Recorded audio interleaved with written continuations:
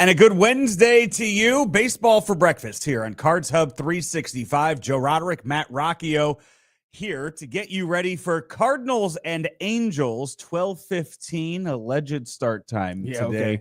Okay. Sure. Storms in the Good joke, Joe. Do you think the game gets in today? Are they going to start? I think they start on time, but I don't think we get out of there till about 6 or 7 o'clock tonight. Do we have a weather bed? I haven't made that yet. No. 71 in St. Louis feels like 62. The chance of rain is 35% coverage at 12 o'clock, 65%, and then in the 60s for the next couple hours. So I'm guessing we start this one and we see a delay before it's an official game. People in the comments did not like weather talk the other day, so we can keep that to a minimum. Can we separate that? The chat and the comments are two different worlds.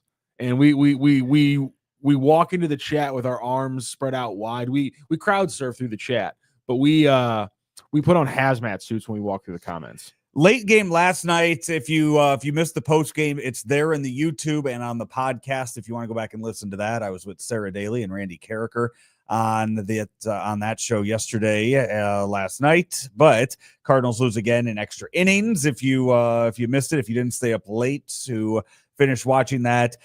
This is my takeaway from that. It's the extra innings are such a crapshoot. Same with NHL when you go 3-on-3 in the extra of in overtime. Yes, it's a crapshoot when you start with a runner on second, and there are many different strategies to go with. You're telling me other leagues also change the rules of their game in like the extra time after the regulation? Okay.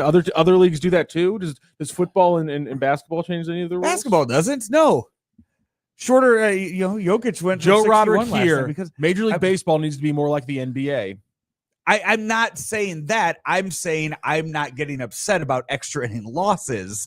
I'm not going to sit here and there was last night in the chat last evening during the post game. I don't think we put any comments up on the screen because they were arguing with themselves. Oh no! It was people just arguing with themselves and having their own show within a show in the comments about what the early results, the early outcomes are, what the feelings are of this team 5 games in.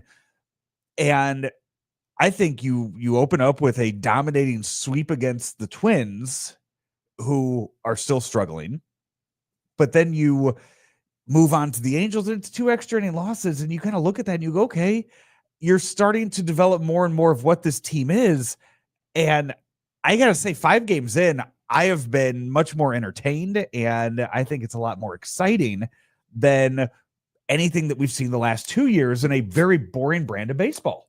Joe, see you with your optimism and your water carrying for the Cardinals, that's fine. I'm over here focusing on 3 straight games of 3 of 13, 2 of 14, and 4 of 16 with runners in scoring position. Team still can't hit. I'm out. They're going to win maybe 75 games. And that's you guys the other day, before the season started, had a debate on if this team could win 80 games. Was it 80 games? Was it 70 games? What was... Technically, we were playing off the over-under that our good friends at DraftKings had set, which I believe at the time was 76.5, 77.5.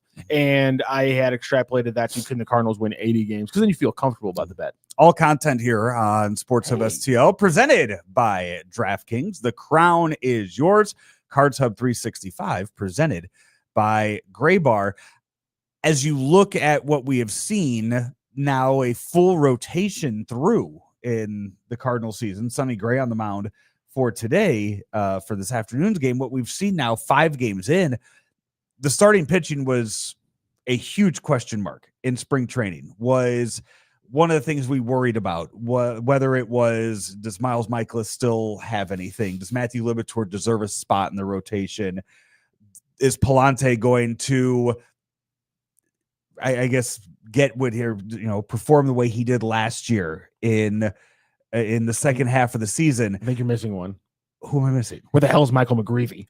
Oh, that's but what I'm saying is everybody wanted McGreevy in here, and that's what I'm saying. I wanted McGreevy. I wanted McGreevy to be the number 2. I think he in spring training. I think he pitched well. Wow, you're enough really to, disappointed to be in the road. I was really disappointed. I wanted that since last September, though. So okay, this is a long-standing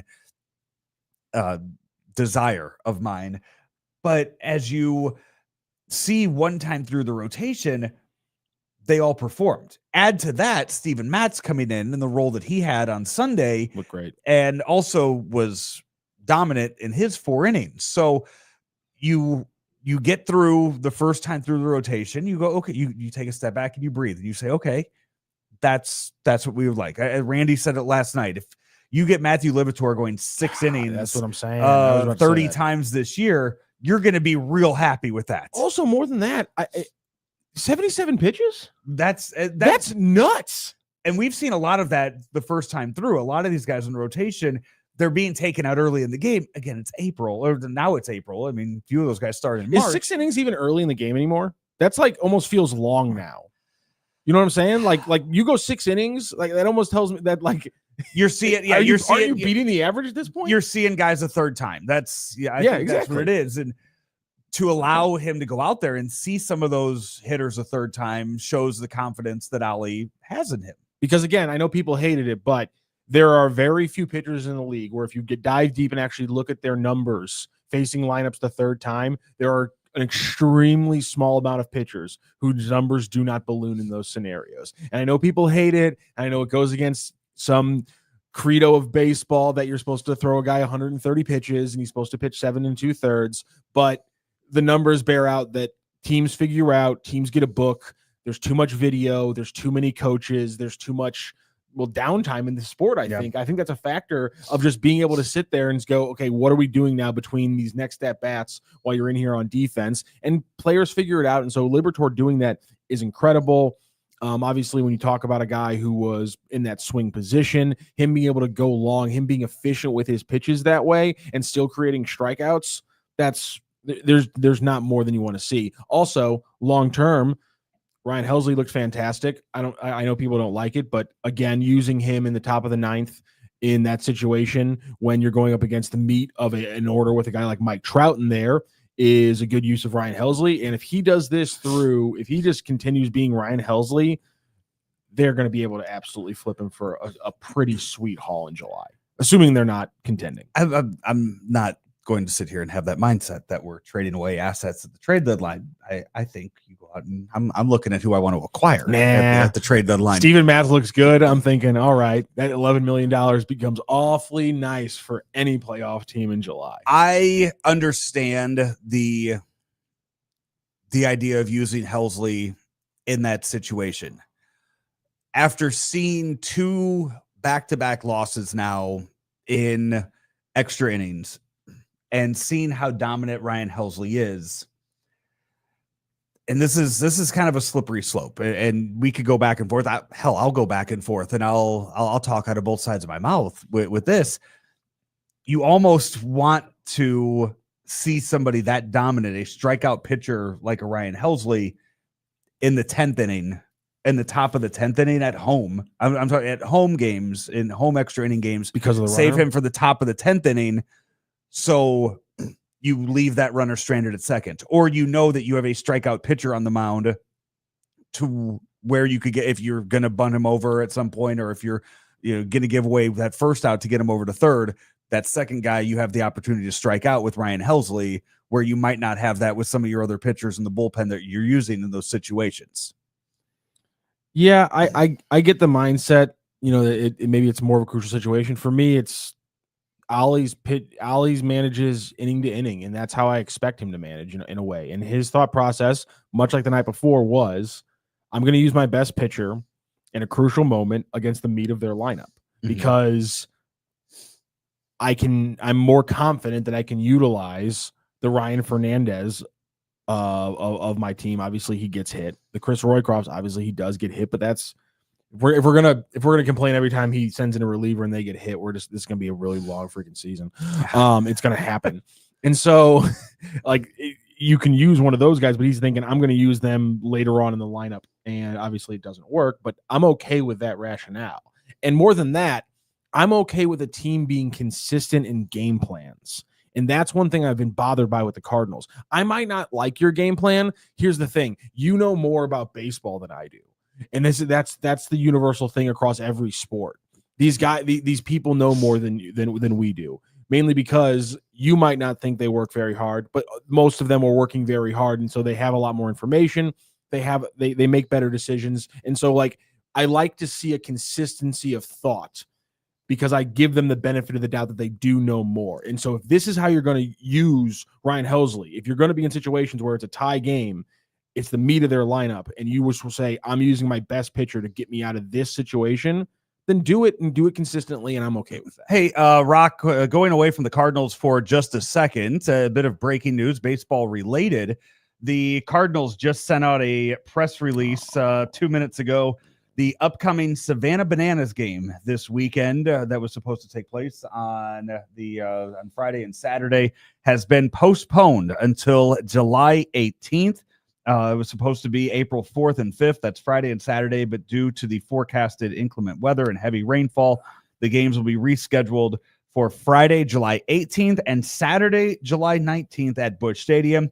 Ticket holders for Friday's April 4th game can use them on Friday, July 18th. And on Saturday, April 5th, if you had tickets for that, you can use those Saturday, July 19th. Ticket holders that purchase their tickets through the Savannah Bananas will receive further ticket information via email directly from the Bananas. Those that purchase their tickets from the Cardinals will receive information from the Cardinals. So that is a bit of non-baseball, non-Cardinal news, but it is St. Louis baseball related. So letting you know that that's what's going on. Probably a lot of upset people out there. Hopefully the July 18th and July 19th games can work. We have lineups for you in just a second, but before we get to the lineups, I want to talk to you about our new sponsor, our new friends here at DraftKings. Download the DraftKings Pick 6 app now and use code STL Sports. That's code STL Sports for new customers to play $5. Get $50 in Pick 6 credits, better payouts, bigger wins, only with Pick 6 from DraftKings. The crown is yours. Gambling problem? Call 1-800-GAMBLER. Help is available for problem gambling. Call 888-789-7777 or visit ccpg.org in Connecticut. Must be 18 and over. Age and eligibility restrictions vary by jurisdiction. Pick 6 not available everywhere, including New York and Ontario. Void where prohibited. 1 per new customer. Bonus awarded as non-withdrawable Pick 6 credits that expire in 14 days. Limited time offer. See terms at pick6.draftkings.com/promos. And I gotta look here. I'm gonna, with the lefty on the mound today for the Angels, I'm gonna check out that Pick 6. What Luke and Baker has, what he looks like. Jay Ryan, is it Renegade? Am I saying it right? Please tell me that Jay Renegade Rides is the correct way to say that name, because if it's not, I'm gonna be very mad overall that the flow of it's not as what it should be. Are people already getting upset about the team losing games? First of all, are you new here? Second of all, it's 2 extra inning losses that were mostly well played and closer than the score would indicate. Yeah, that's the logical way to look at it, because if you really break down the decision-making process for Ali Marmol in all these games, is it really? I mean, again, I know people are bitching about the catcher switch. People are bitching about not that he pinch hit for Walker, and then he didn't have Burleson for the win situation, or he didn't use Gorman in the win situation. I know people are complaining about all that, but I really do agree with you. I think it's been well managed. I think it's been fine. But of course, people are going to complain because did you see the optimism after the negativity from the offseason after a 3-0 start? There was. I mean, I can't think of things that were more obvious that they were going to come crashing down to earth than this. Then my parents got me a toy helicopter when I was 7 years old. There was zero chance I wasn't breaking that thing within the first 24 hours. And guess what happened? Here's your lineups for the game today. Lars Nootbaar once again leads off. He's in left field. Wilson Contreras is back at first. Luke and Baker DHing. Nolan Arenado at third. Ivan Herrera behind the plate. Brendan Donovan at second. Jordan Walker in right. Victor Scott II is in center. And Mason Wynn is back at short. If Brendan Schaefer would have taken me up on my bet of Lars Nootbaar starting in center field during the first series, he would have won, because this is 6 games into the year. Victor Scott has started in center field every game, and Lars Nootbaar has not started in center field at all. Can I make a little prediction about what people are going to complain about with the lineup today? What's that? It's going to be more Contreras isn't getting moved down talk, which I understand why people have that opinion. I just think it's not going to happen at this point. But the combination of Contreras not being moved down and Walker still batting 7th, I think is going to be something we hear people complain about. I think people are going to be bothered that there isn't some kind of switch up with Herrera and Walker's and Contreras' spots maybe, and maybe with Baker taking over the 3-hole spot. I know you look good with 2 or 4, but Jordan Walker, I mean, that's one thing I think because of the Contreras and Wynn situations, we're not talking about Jordan Walker, his start this season, which I think has been extremely, extremely promising. And also, he steals a base yesterday. Victor Scott gets his 4th stolen base. I mean, there are, to Jay Renegade Ride's point, there are a lot of positives through these first 5 games, despite 2 L's coming out of it. You and I will be doing the show again Friday morning before things start, before the Cardinals and Red Sox play their early game that day. It's a 1:10 start time on Friday for that. With a righty on the mound for Boston, it's Walker Buehler on the mound there. I wonder if we see Ollie start to get away from the alternating left, right. And when it's not a lefty, I think Wilson Contreras is still there because it's a lefty on the mound today. I think if it was a righty on the mound, given Wilson's struggles and given the fact that they gave him the night off yesterday, I think that what would have happened today would have been Burleson leading off, or not leading off, batting second. Oh, yeah, that could have happened. That's fair.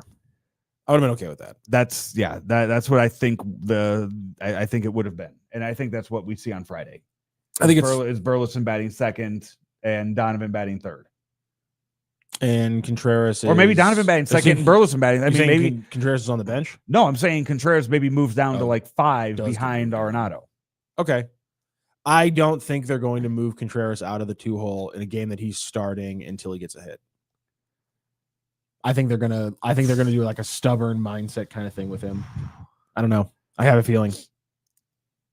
I would hope he gets I hope that we don't see 2 guys go over the homestand today. It would suck, but I have this inkling feeling that we're going to see them kind of be stubborn with Contreras. But I think there's a difference with being stubborn with a veteran. I mean, somebody texted to that yesterday or commented on X when we sent out the video, and it was like, why are you worrying about Mason Wynn? What about Contreras? And it's like, well, Contreras has 4,000 at bats in his Major League Baseball career. Mason Wynn has 600. So it's like, yeah, of course I'm worrying more about the guy with the much smaller sample size. That's how these things work.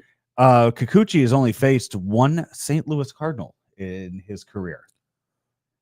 Wait, what? Nolan Arenado 0 for 3 against Kikuchi in his career.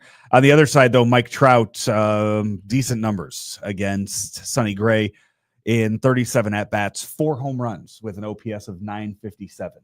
So I would consider adding Mike Trout to the to today's Roddy Bombs, but with the weather the way it is, I will not be doing that. I will tell you this: I'm going with Chris Bryant on my on the Roddy Bombs for today. He's apparently going to be using the torpedo bats. Oh, and yesterday we were sweating for 3 yesterday, right? No, we got 0 yesterday. No, yeah, we went 0 for 3. You were very confident. We went 0 for 3. You were very confident in that your original post yesterday. You gotta be confident when you do that, and head over and make your picks for today on DraftKings Pick 6. So wait, what's Roddy Bombs again? What is the pick today? Chris Bryant. I don't know yet. I haven't done enough research. So the only research I have done is I saw a report that Chris Bryant is going to be using the torpedo bat, that he ordered them. So gotcha. I'll do my due diligence to see if they've come in yet for him, and if he's using them today, we'll be throwing Chris Bryant on the list to homer with the torpedo bat today. So okay, that's all I have right now. That's the only one that I have. I haven't done enough research on everyone else. 12:15 scheduled start time for today's game. Sonny Gray on the mound. Cardinals look to end their homestand to start the year at 4-2, and we will have a post-game show for you whenever the Cardinal game ends today, hopefully around 3:00 But if it's later, well, we'll go a few minutes after the final pitch of the game. That's going to do it for us today. Stay close to your computer, stay close to your phones, and make sure to hit that subscribe button so you get notified when we go live here on Sports Hub STL, so you can find out when Brooke and Rocchio go live at 10 o'clock for the Randy Carricker Show featuring Brooke Grimsley today, co-hosted by Matt Rocchio. That'll do it for us today. This has been Cards Hub 365, powered by Gray Bar here on Sports Hub STL, sponsored by DraftKings. The crown is yours. Talk to you in just a bit.